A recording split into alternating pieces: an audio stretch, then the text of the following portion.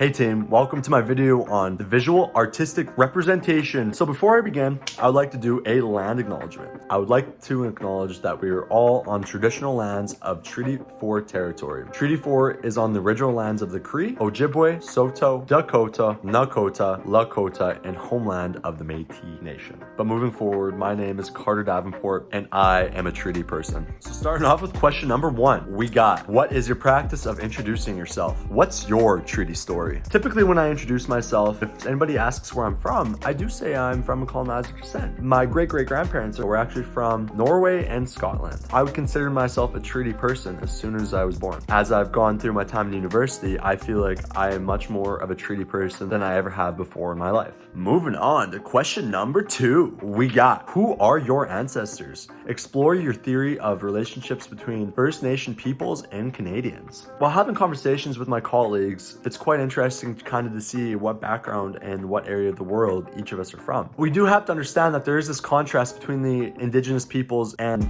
the general population of Canada, because when we begin to think about the complex series of relationships and social phenomena that result in cultural norms that are settler-based within our education system, we kind of start to see that there is colonizer influence within our education system, and the foundation that it's built on is from a colonizer influence. Moving on to question number 3, we got, how do you understand treaties as spiritual and sacred? How does your understanding of treaty as sacred connect to your treaty identity? How are you living with the spirits and intent of the treaties in your daily life? So in my own personal opinion, I believe that the treaties last as long as the sun shines, the grass grows, and the river flows. No matter how long I live in this country, I'm always going to be a treaty person, and we always have to keep in consideration that the wrongdoings that our government did on the Indigenous people are actions that we as a society should take action towards reconciliation to try to diminish the cultural genocide that happened through events such as the 60s scoop. As a teacher, I have the potential to shape future generations by providing them with proper treaty education.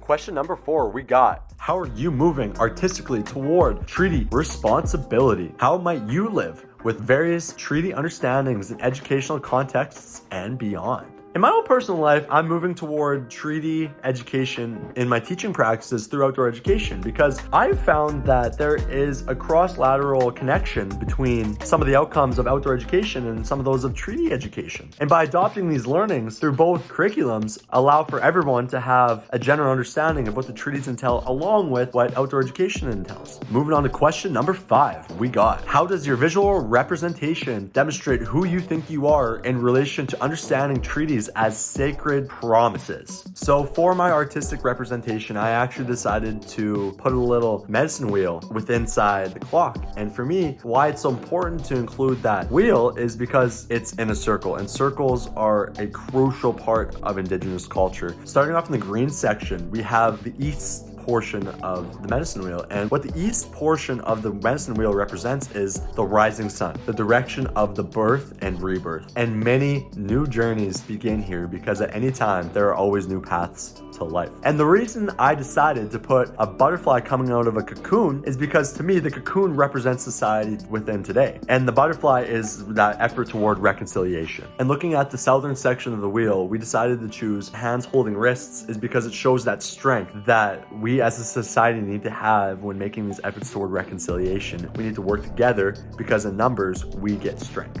Moving on to the western portion, we decided to put a mirror into that part of the medicine wheel. So the reason we chose the mirror was because you need to have that constant self-reflection. You need to find that self-will. You need to self-reflect and discover things about yourself. And finally, for our last portion of our medicine wheel, we decided to use the silhouette of an Indigenous woman and her hair. But before we tell you why, we want to kind of highlight what the northern portion represents, the place of winter snow that reminds us of the hair of our elders. And from the hair of our elders, we are dawning to a place of true wisdom. We have to understand that reconciliation is prevalent throughout our life. Thank you for watching. I really appreciate the view, and make sure you stay safe out there during the pandemic.